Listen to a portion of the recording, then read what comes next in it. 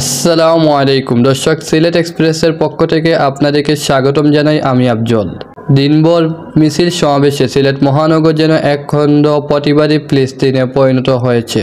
ফিলিস্তিনিদের ওপর ইসরায়েলি বাহিনীর বর্বর গণহত্যার প্রতিবাদে ধর্মঘট কর্মসূচির সঙ্গে সংহতি জানিয়ে সকাল থেকে সিলেটের বিভিন্ন রাজনৈতিক দল, শিক্ষা প্রতিষ্ঠান ও সামাজিক সংগঠন বিক্ষোভ মিছিল ও প্রতিবাদ সমাবেশ করেছে।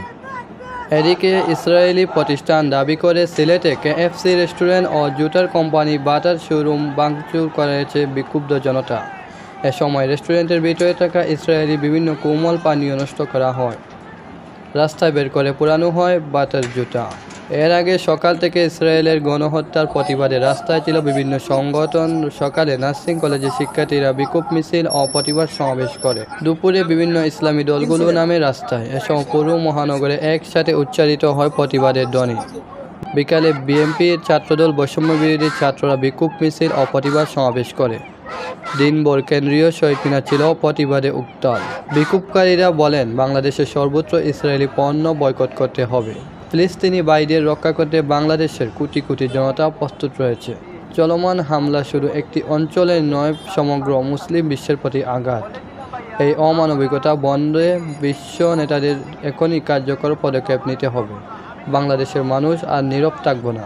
ফিলিস্তিনের ভাই বোনদের ওপর এই জুলুম আর মেনে নেওয়া যায় না। গণহত্যা বন্ধ না হলে আন্দোলন আর জোরদার করার দাবি জানিয়েছে বিক্ষুব্ধ জনতা।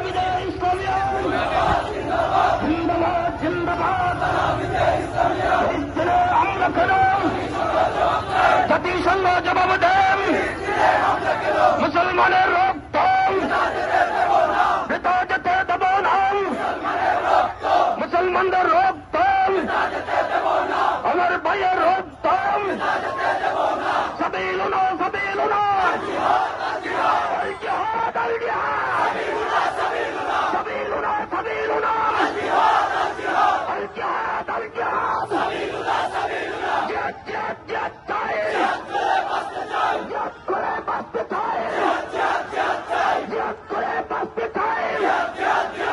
ফিলিস্তিনে হামলা কেন? জাতিসংঘ জবাব দেন, ফিলিস্তিনে হামলা কেন?